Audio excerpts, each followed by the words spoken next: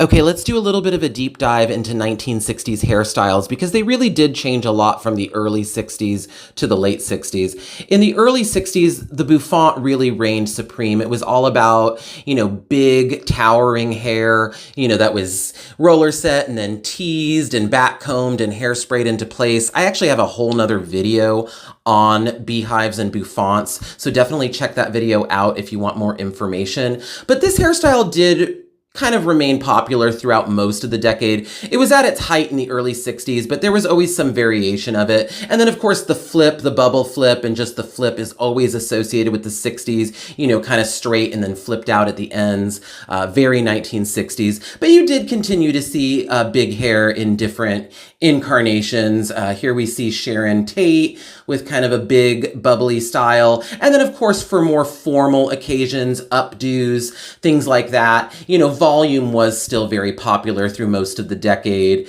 Just kind of, big updos for formal occasions. Here we see some barrel curls.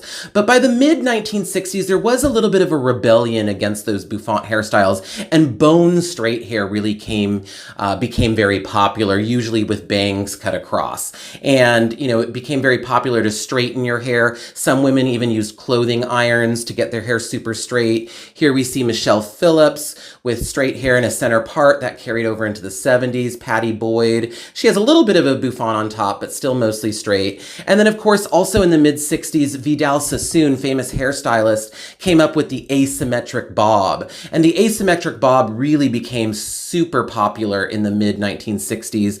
Everybody was cutting their hair into this kind of bob hairdo.